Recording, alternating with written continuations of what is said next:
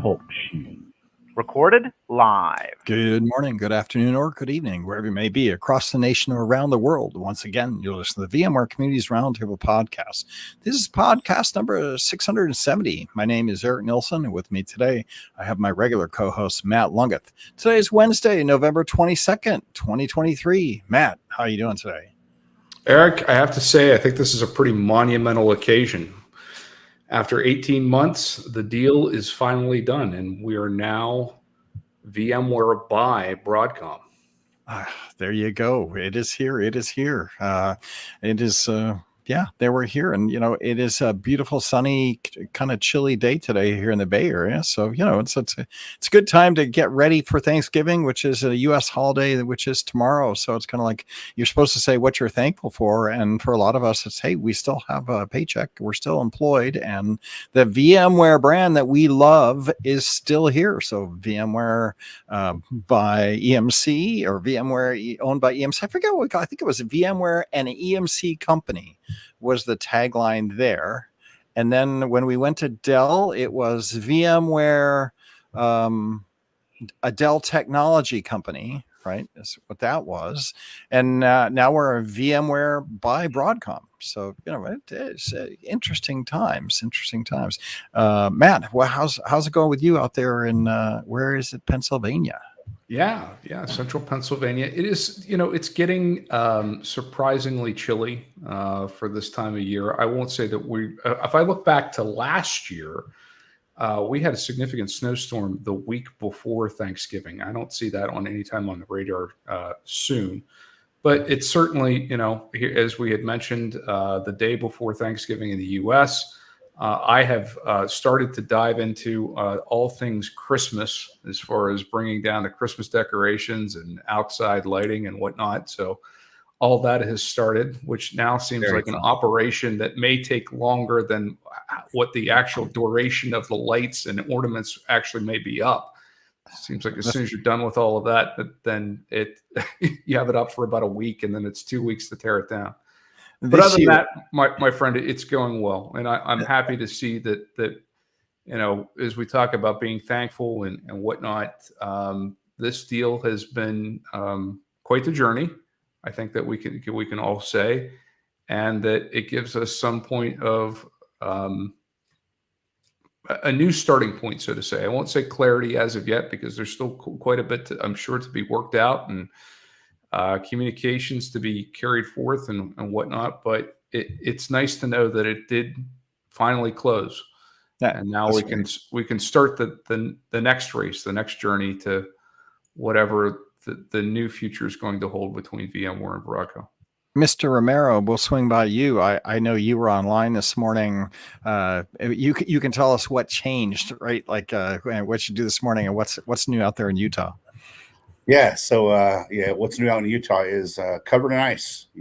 Snow came down, and everything's just ice out front. So, nice. Gonna spend the rest of the day out there salting everything. Nice. Well, that's good. It's good to get back on the old habits, right? And get used to your life. Hawaii. So you were part of the Broadcom switchover this morning. What did you guys work on? So we worked on updating the VMware logos to VMware by Broadcom on the vExpert site, the blogs, websites, and our community platform. And so we did that in the header and the footer. So if you're listening to this podcast and you haven't gone on your phone and checked out VMware.com, you go to VMware.com now. There's a nice little logo called VMware by Broadcom. Right. Yeah. And that is the new letter and all new swag and all new everything. It needs to be with that brand. Right. So you can go to VMware.com, check that out, or you can go to the communities page, check that out. The blogs, check that out. You can go to the podcast page, check that out. The vExpert page, check that out. I'm trying to think if there's any other places. Various different individual blogs. So we went through the rebranding exercise this morning, at 4 a.m. Right.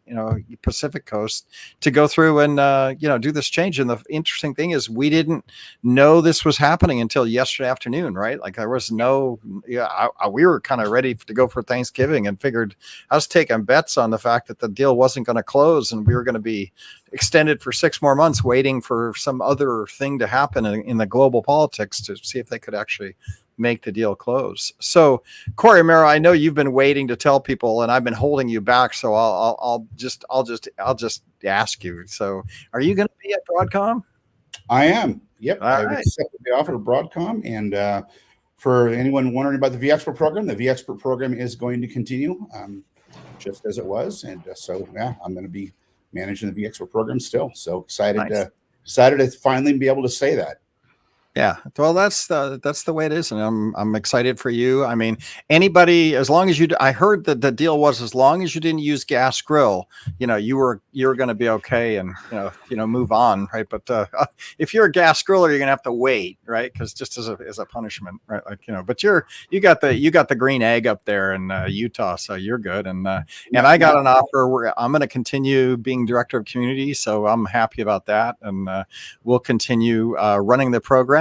Although a bit scaled back, but not too much, right? Like I think it's going to be pretty much similar. Some of the other programs are still looking for homes. The CTAB program is looking for homes, and what else is looking for a home? I don't think the code program. I'm not sure where I'm going to do with that yet. It's going to be still here, but it just who's going to be working on it. But we still have Frankie and Corey and Cami, who runs the Vanguard program, and let's see who else. Gene and VMUG, Gene Williams and VMUG, and Rebecca Moreland there also works on VMUG. So there have been a handful of people that have continued on the team and will be running the community team. Corey, it reminds me, I was talking to my wife about this, like looking at the marketing footprint. So they announced that Joan Stone is going to be the new vice president of marketing. And I don't know if you remember this, Corey, and obviously, Matt, we'll get to you in a second here. Sure. Corey, if you remember the days, I liked putting on my tag, Eric Nilsson, communities and social corporate marketing. That was like a place that I felt proud telling people I worked in corporate marketing for VMware, right? Because it was a corporate marketing function.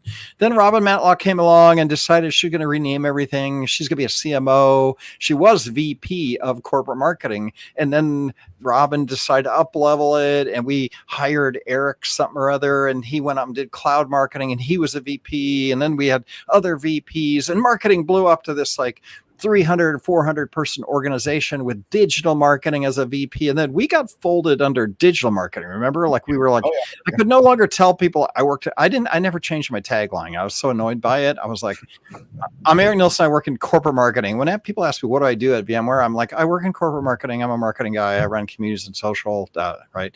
But then all of a sudden I was lying because I didn't really work in corporate marketing anymore. There was no such thing as corporate marketing at VMware any longer. And I was like, I was so annoyed, but I just never did it. I just left my email tag like corporate marketing, right? Guess what Joan Stone's org is going to be? Don't know. Corporate marketing for Broadcom. So we now work back in corporate marketing, and I kind of just like things have come back to. And if you look at, they announced who's going to report to her. If you remember the days when we were in corporate marketing, we had events, we had branding, we had communities and social, and I think that was about it, right? Like we had web. We had web events, communities and social, and branding. Those were the four things that corporate marketing did. If you look at Joan Stone and what she is going to run, she's going to run that. I think partner marketing also folds in there, right? A little bit of partner. On one list. Yeah. So it's a pretty long, but it also is just.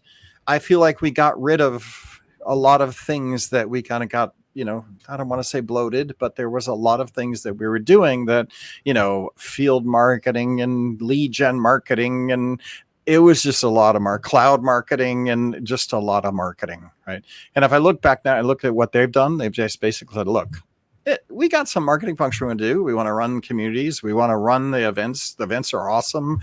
We want to have partners marketing for us. So I look at some of that and I go, yeah, okay, this is, from a marketing perspective, I like what they did. If you had put me in charge, I would have done the exact same thing. So I'm kind of pleased with, what it's looking like. I'm actually surprised that Joan Stone from VMware is now going to be the Broadcom VP of marketing, right? Like, it does make sense because a lot of the hardware side, you're doing comms work, right? You're basically doing a lot of comms because chip marketing, there's no such thing, right? Like you don't do chip marketing, you do chip deals, and then you try to do corporate, You don't really need brand awareness when it comes to chips, right? If you're in that business, you get people to buy 1 billion of your chips, and then you're trying to do communications to kind of appease other people who are angry because you did 1 billion chips with Apple, or there's just like a lot of comms work with the chip business.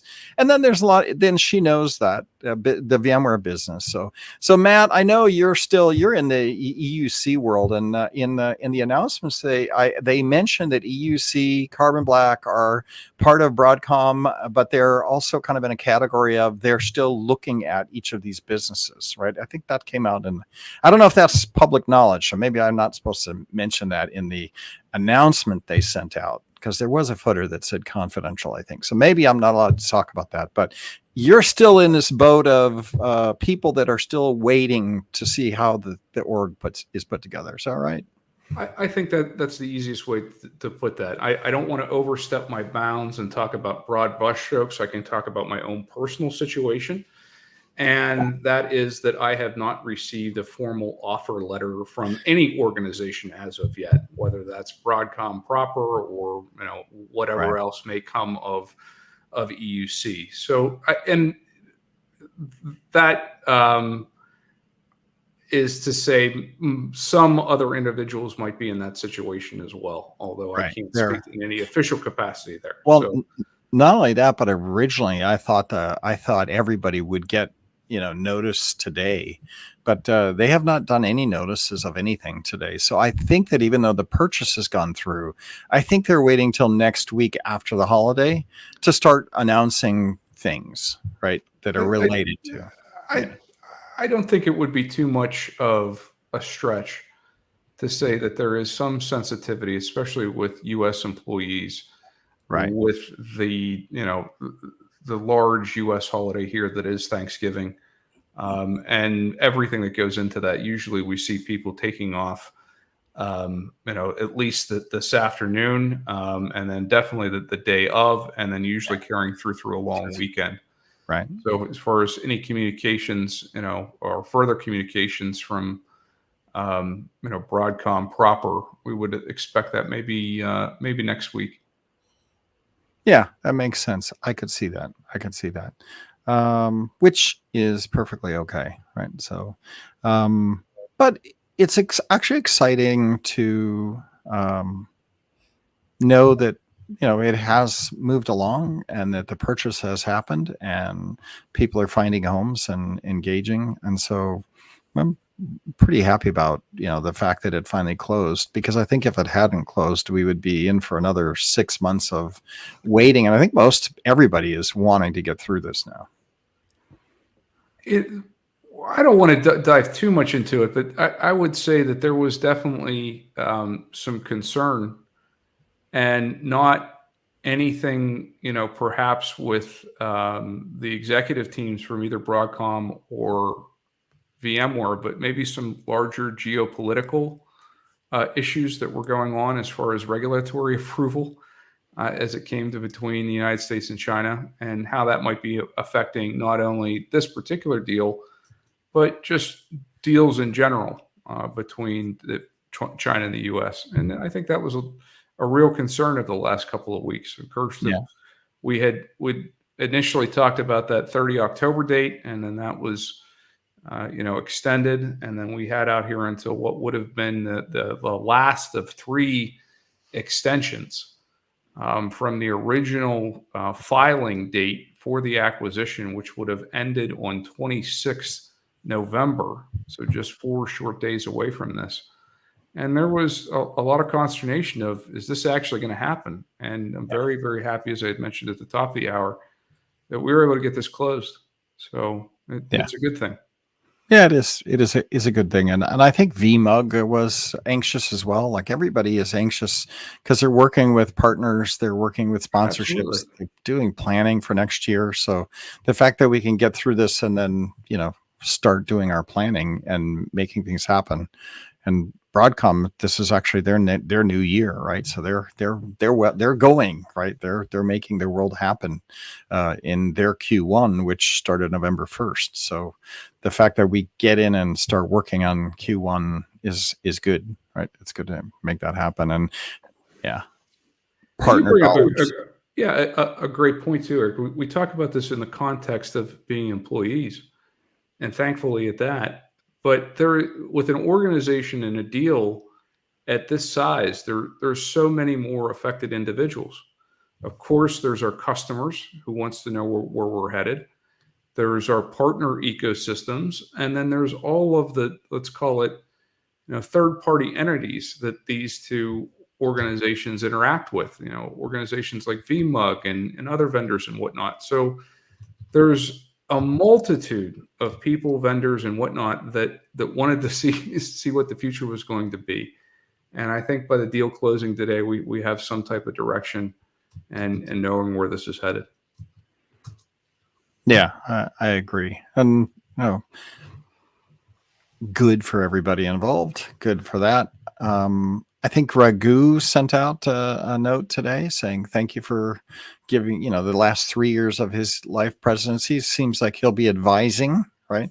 But then he mentioned he's going to also take off and then find something else to do in the industry. So looks like he'll advise through the transition and then, move on, which is sad because he hired me, 20 years ago or 17, 18 years ago. Like he was my hiring director at the time. So there's a little bit of I was talking to Matt Williamson on Facebook. He's a director in engineering and over in engineering, and his team, and they're investing in engineering, so they that's a good thing.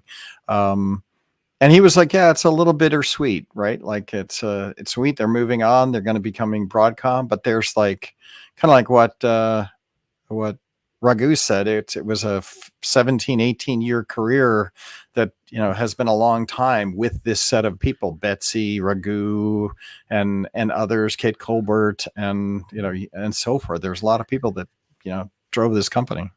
And I still am amazed when I go back and I look at whether it's LinkedIn profiles or, just hearing people here, as we often do, about their own internal VMware journey, the length of tenure of these individuals, right? It's unprecedented in tech. I would challenge, for a company of our size, and I don't know what the actual number is, but I would think that it would be significantly above the median average as far as tenure within a large global tech organization. I mean, it's nothing to see people here, as you had mentioned, 10, 12, 15 years with the same org. And anywhere else, especially with some of the other hyperscalers, at least in my opinion, you're there 3 or 4 years, you're, senior person on the totem pole. So Yeah.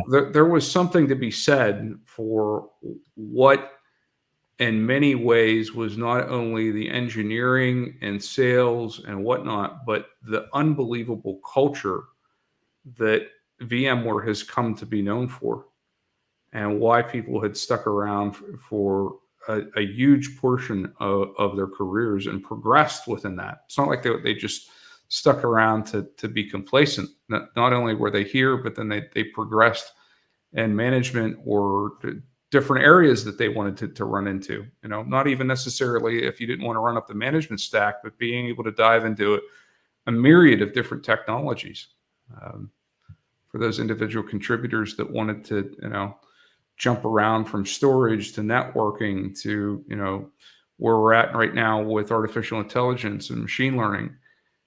It's a tremendous place. It really is. And I hope that continues forward with the Broadcom ecosystem.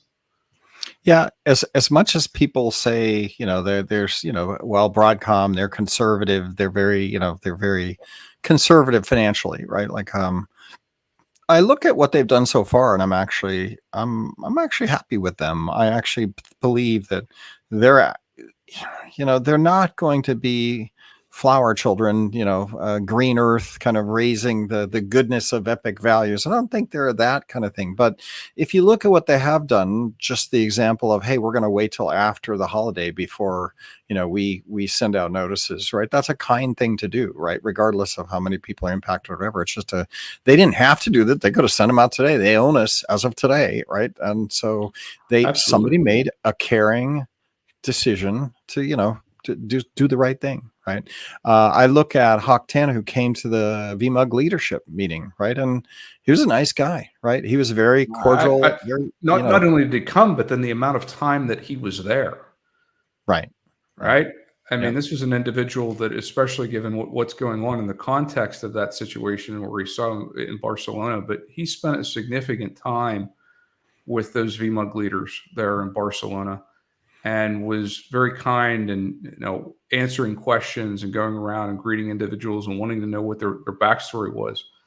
And I would think that, dare I say that if he wanted to just make an appearance and stop by and do a 15-minute meet and greet, he absolutely could. But he spent much, much more time than that.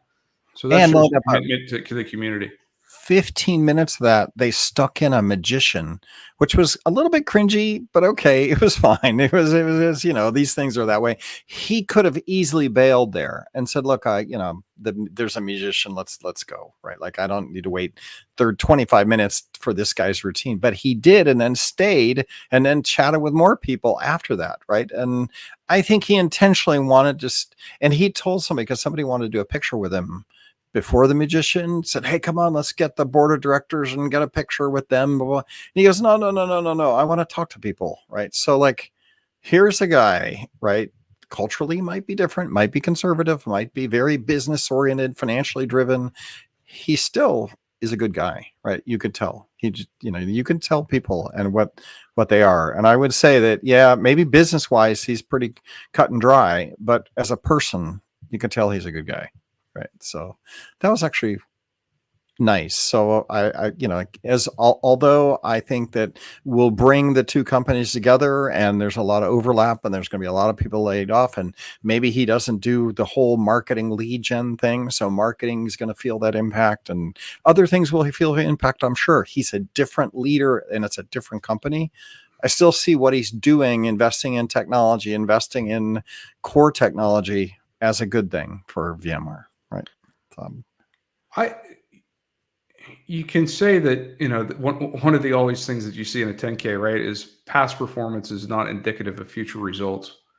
But all that being said, and that asterisk being called out, whatever it is that they're doing with Broadcom, they've been tremendously successful, right? And the street, so to say, as we say in the U.S., as far as how the public market has responded to those business decisions and where they've taken it, he's been a very, very successful CEO.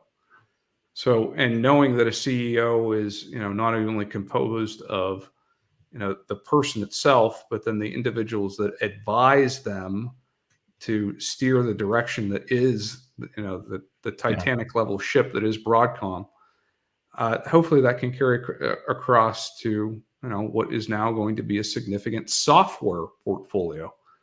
And that success will, be, if just as much, if not more so, now that this entity, now what was known as VMware, is part of the Broadcom offering. This also feels like to me, and Corey, I don't know what you think about this, but this feels like to me a Steve Jobs returning kind of moment. I felt this way, and I've said this before. I feel like when Steve Jobs returned and Pat Gelsinger returned, Pat Gelsinger said, we're going to focus on virtualization. Before that, we had Paul Moritz, and he wanted to do desktop stuff, and buying Social Cast, and there was a Star Office, or I forget which Office product we had, Smart Office, I forget what, and he was trying to turn us into Microsoft, right? And Pat came in and said, I'm just going to dominate. Oh, Zimbra. Yeah, thank you, Tony. Tony Foster tells me Zimbra. Yeah, we bought Zimbra. Yeah, an office. Some of us like Zimbra, but we've talked about that before. Yeah.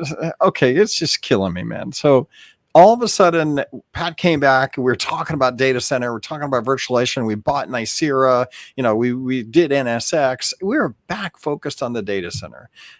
And over the last number of years, we've grown and all over the place. And I look at, Broadcom coming in, and he goes, and he put it in his announcement today. And this was a public announcement that I think they made. And this was in there. It says, Broadcom is going to focus on data center technology, right?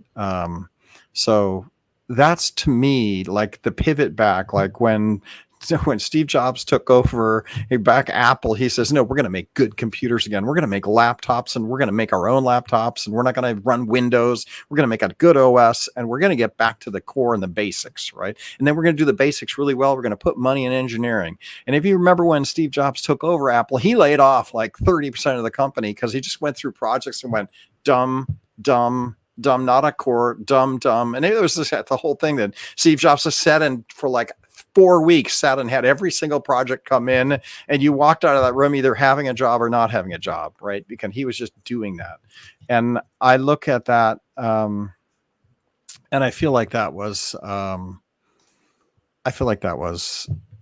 a moment that was good for Apple. I think it was good when Pat Gelsinger came in, and I actually like that Huck and the Broadcom team have said, we want to own the data center, which is what he said. He said, we want to not own it, but they want to build technology for the data center to make data centers better, right? And make your job better. And they're investing in data centers, right? And that's to me core, right? And yes, you'll have cloud connectivity and you'll have multi-cloud, and they're not walking away from that, but they are saying that the essence of what we do is we build data center technology. And if it grows 10% a year, that's great. We want to make sure that we're investing in data centers. And for me, that's like an aha moment of, yes, that's right. Steve Jobs was right. The laptops were a viable business, right? And that turned into, building an empire, right? And then they did iPhones too. And there was a lot of stuff that came from that. Well, I mean, he killed the Newton, right? But didn't mean that necessarily the Newton was a bad idea. It maybe just needed to be re-executed. And of course, look what that turned into. So I think in any company's history, there always needs to be correcting moments, right? To right the ship. We've had a tremendous amount of growth and expansion and other acquisitions during this last 3 years. And it might be just one of those times, similar to what we had, as you had mentioned, when Pat came back, that this is a course correction. And and if the course correction didn't happen, then VMware could be, a whole entire other thing, or maybe not there altogether. So it's an important step. It's an important next step of what is the book of VMware as it continues on. Yeah. Yeah, and I don't like to call it a course correcting. I just want to say it's the new year. We just do different stuff, right? And I think it is getting back to not necessarily course correction, but refocusing on the key technologies, right? And moving those forward. Right. What do you do well? Right? What do we do really well? And then that's what we're going to do. And then we're going to make it better and make more money. Right. And so it's interesting, right? Like it's an interesting, I like it. I like what they're doing. I'm not a frills kind of guy. So, too many frills makes me uncomfortable. My wife always used to say, when the fake flowers come into a company, it's time to sell the stock. Right. Because, start worrying about what the lobby looks like and how pretty everything is. And, you're spending all your time. And I feel like VMware kind of went a long way in that. Right. They got very, very frilly. Right. So it's good to get back. the joke was, how much do the turtles cost, right? Like, do we need the turtle pond? Is it really adding core value to our customers? I mean, the turtles were fine, but it's the idea that you always should look at things and make sure that your big company doesn't just get too frilly, right? So yeah, there you go. I'm happy with that, but that's just me. I'm a marketing guy, a conservative marketing guy. Well, Eric, one of the core things I would say that isn't frilly about this organization has always been our community and the amount of community interaction that we've had, the expert programs, our code program, and of course, VMUG. And having a significant part in all of that, where do you see now these individual communities heading? Where do you see this all going? Will we see significant changes? Will we see status quo? Will there be some, significant impacts to all this? Where do you see communities heading in this new ecosystem that is Broadcom and VMware?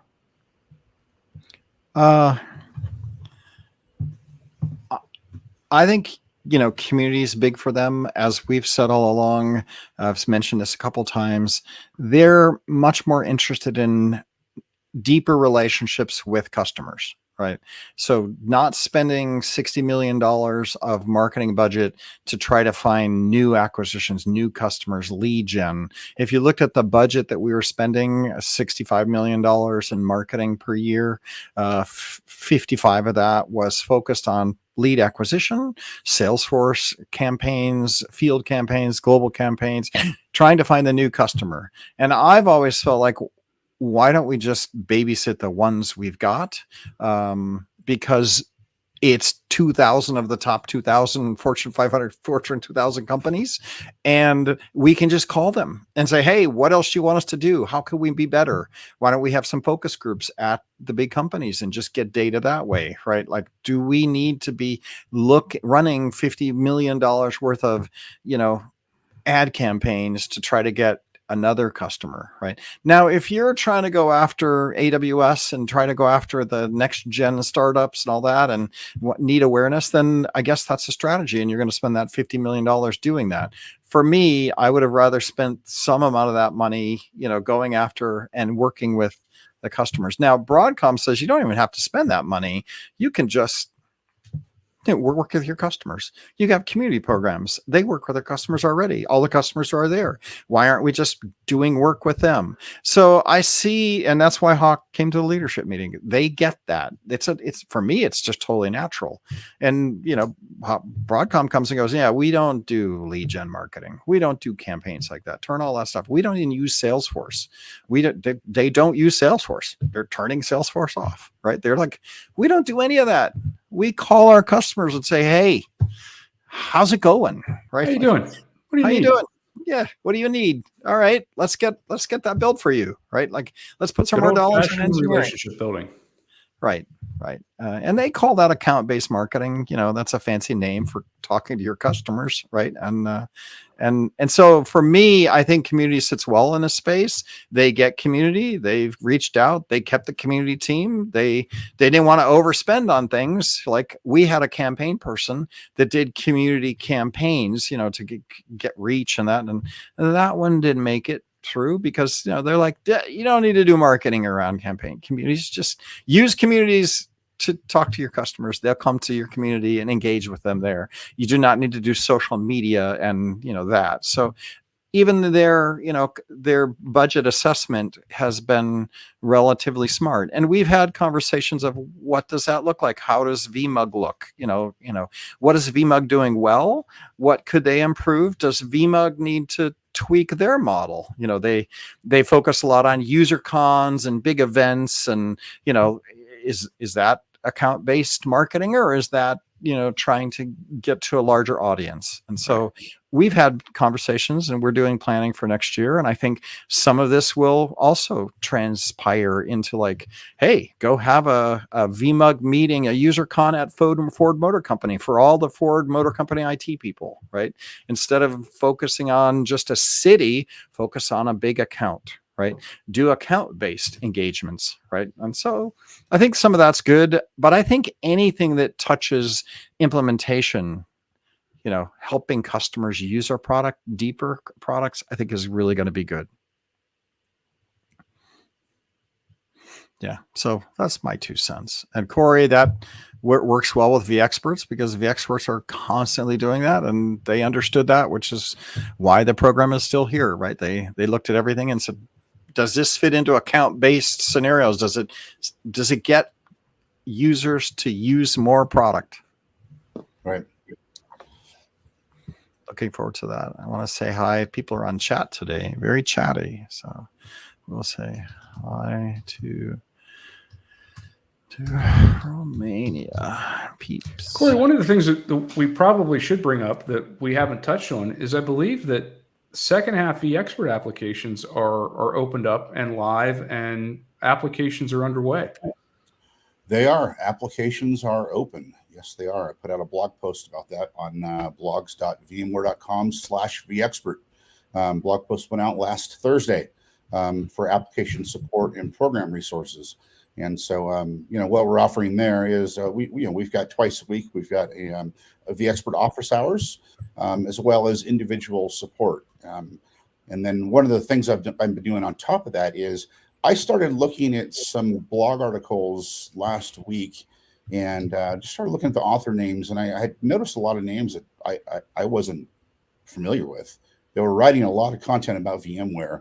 And so just this week alone, I think I've brought in 8 vExperts since Monday morning and now, people who should be in the program, right? And so I reached out to them in LinkedIn or Twitter or whatever platform they used, and offered them into the program. And so yeah, we're seeing a lot of content being generated around that. So, I love the idea of this office hours. I think this is the first time that we've done this in a formal setting. I respectfully, if this has been done before, I may not recall it, but I know that some vExpert pros have stepped up significantly. Yep. and donated a significant portion of their weekly time now for those individuals that hey, it's one thing to send an email or a LinkedIn or a Twitter DM. But now here's this open office hours where you can go in and you can talk with someone that's already in the program at your leisure to see, hey, what's this about? Is my application up to the standard? What else do I need to have? Can I have, would you mind looking at my application as it sits before I hit the submit button?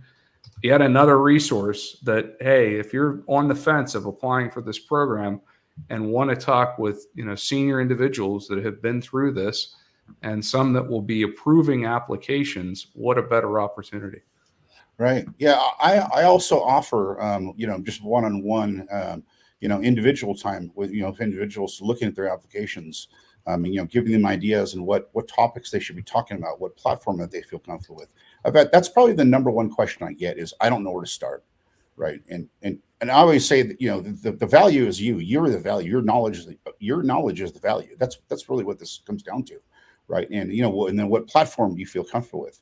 It's absolutely spot on. Right. Blogs. Yeah. Right. We have some community members out there that do the traditional, let's call it print type material, dare I say, right? Mm-hmm. Where it's written blogs.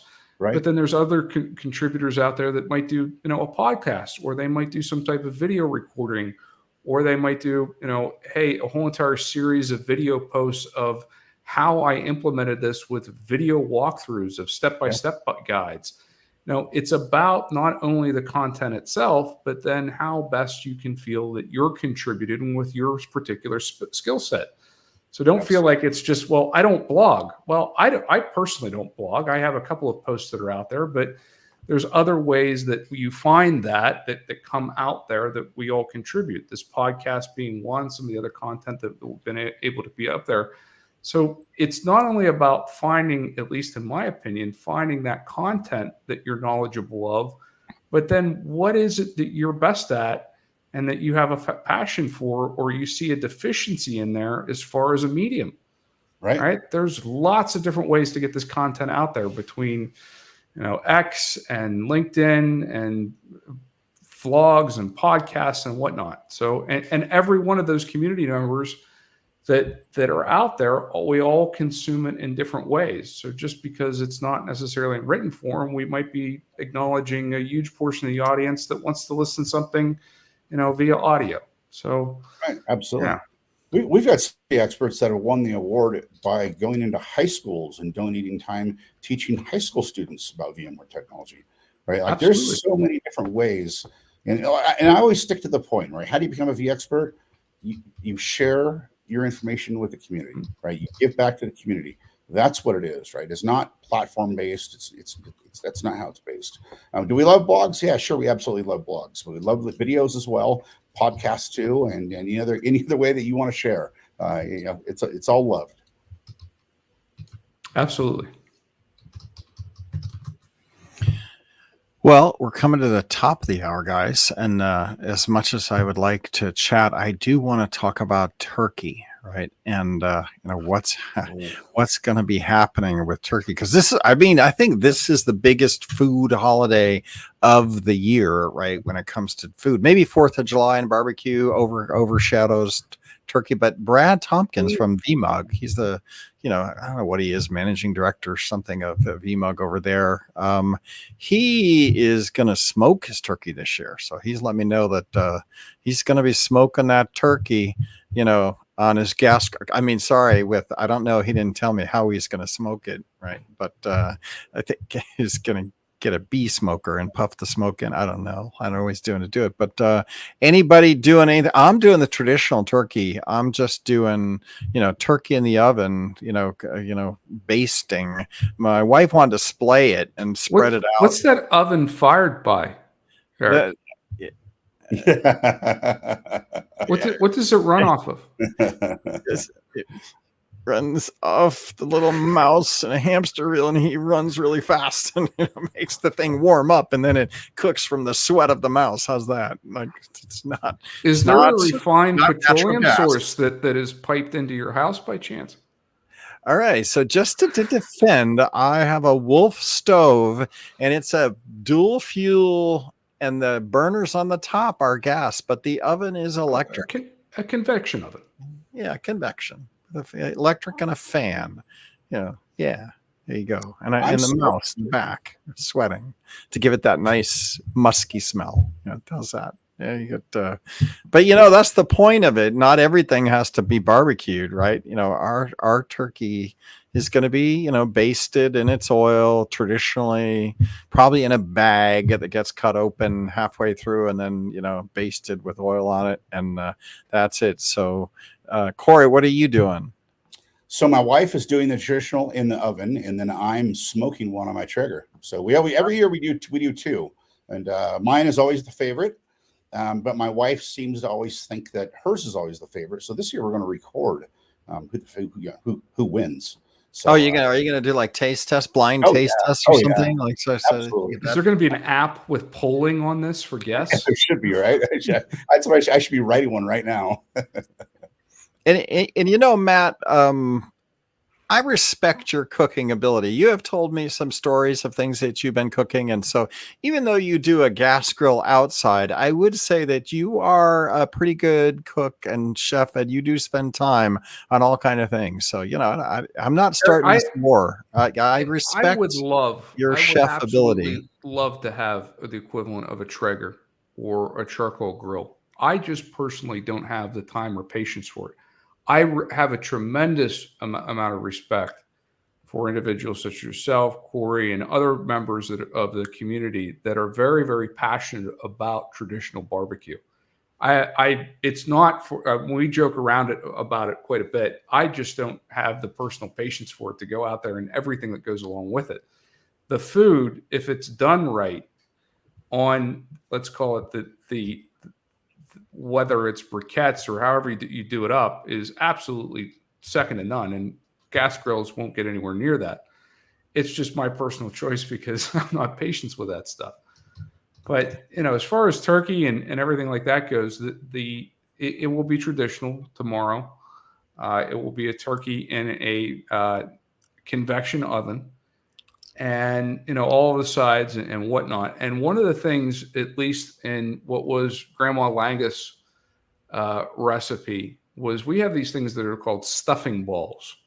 Now, this isn't the wet stuffing that, some people actually stuff the bird with. This is a concoction of butter and breadcrumbs and a little bit of celery and spices and whatnot that are baked in the oven, and you put a little pat of butter in the oven, and then they come out with this golden brown buttery goodness thing. And then you take the turkey gravy and you pour it over these stuffing balls, and it's unbelievably good. Yeah, I mean, I have at least a dozen of these things throughout the day, starting at about, when the first batch comes out of the oven tomorrow at the crack of 9. And I will absolutely gorge myself on these things until I have more than my fair share. So that's one of my favorite things to do tomorrow is stuffing balls and gravy, and there might be turkey involved, but as long as I get my stuffing balls, we're good. Now that's awesome. That's my favorite side. As we hit here almost to the top of the hour, I do have to go around the table here, so to say, and say what is everyone else's favorite side for Turkey Day. Sweet potatoes and marshmallows. Ooh, solid choice. Solid choice, Corey. Yeah. Since I was a kid, it's never changed. It is. And it is crap that gets the couple spoonfuls of potatoes and then scrapes your marshmallow onto my plate. The only thing I'll have to say is if you get them like fresh out, right? Like if you're first in line around the circle of the table and you plop those down onto your plate and you do a quick sit down, that marshmallow can turn into thermonuclear paste. Yeah. I'm always last, though. I'm always last. Whenever we cook dinner for anyone, the women always go first, and then I always go last. I want everyone else to get their plates. I cooked it. It's all good. And then I come around for the scraps. Eric, what about you? Well, I want to get to Tony Foster too, but I will say that I'm right with you, Matt. The stuffing and inside the bird, right? So like, there's this thing that, it could be bad. It could cause, bacteria growth because it's, it doesn't get hot enough inside the bird, but like make the stuffing with some sausage and bread and that, from the day before you cut it up and it smells like bread in the house. And then you put it in with sausage and you put it in the bird. And we always make 2 extra for if we're having people over, we'll make some outside the bird because you only can make X amount. But that bowl of stuffing that comes from inside the bird, yeah, dude, that's going to kill me one day, right? Like that is good stuff. And then we make, pumpkins, pies, and cream blend. We make like 5 different pies and invite people over for dessert after. So we have maybe 15 people over for dessert. And mine is a good banana cream pie, just light and happy, but traditional pumpkin as well is good. But from the sides perspective, I could just have turkey cranberry sauce and stuffing with gravy, and that's good stuff. That's good stuff. Tony Foster, I know you're out here, so what are you doing? So for Thanksgiving, I'm at my in-laws' house right now. That's why I might sound a little bit different. I forgot to bring my headset, so I'm on my laptop's microphone and speaker. You are a gentleman and a scholar for dialing in and being with us, even though you're technically on break by the sound of it. What are you going to get to eat? Yes, I am. So we're doing traditional turkey stuffing, the whole 9 yards. In fact, the turkey is upstairs in the roaster right now. And I think the ham's going in here in probably a couple of hours. So you're doing the dinner a day early? You're getting a jump on us? No, we're starting now so that it's ready tomorrow at noon. Do you have like a 50-pound turkey or something? What are you making? This is a huge turkey. I think it's about a 40-pound turkey. It's big. It is big. And it absolutely smells wonderful right now. And what is your favorite side? So my favorite side is stuffing. I have never had the stuffing balls though. And so now I'm going to have to get a recipe and try these. Yeah, apparently. And then I am 0 days old when I discovered that you pronounce Matt Lungus' last name Langeths? Well, you said Grandma Langeths, so now I'm thinking, have I been mispronouncing your last name forever? Oh my goodness! It's finally come out. We're like 140 episodes in, I'm and 0 days old. it finally pops off. It is Langeth. Now, if you go with the traditional, Northern German pronunciation, it's Langut. But I have always pronounced it, and the family has always pronounced it Languth. So there's not an S at the end. It's just Languth. Languth. Languth, not Lunguth. How do you spell L-A-N-G-A? Languth, L-A-N-G. Two G's. U-T-H, isn't it U-T-H? U-T-H, L-A-N-G, and then there was the second G, which makes it all that more complicated, U-T-H. Yeah, that's why I lose track, right? Because as soon as you hit me with 2 G's, I'm confused. I go, I don't know, this is some foreigner name again, and now I just have to call you by Matt, which is that guy, the gas grill man. The gas killer man. Well, Tony, I hope you enjoy your food up there in wherever you're at, not Kansas City anymore, like somewhere. I'm down in Wichita, Kansas. Wichita. All right. There you go. Wichita. Yes. Nice. Awesome. Well, Mr. Romero, Mr. Langeth, and Mr. Nielsen, it is good to still be here. We'll keep doing it every Wednesday till we don't. But I'm excited to know that we'll still be, working on IT tech and data center tech and doing a podcast, getting to talk about it, getting guests come in. There will be new people. Maybe we'll get some Broadcom people on and hear about some chip stuff as well. There's some cool controllers that they do for storage units. It would be fun to have some guys on and talk a little bit more about hardware. Be fun. Stay tuned and tune in, as they say. There's going to be a lot of things coming up in the next couple of months, and I'm sure some very interesting guests that we'll have on. Absolutely. Corey, Matt, it's been great. Thanks a lot for being here every Wednesday. Tony Foster, Graham, Happy Thanksgiving. Enjoy the family. Tell them I said hello. Will do. Take care, everyone. Thank you.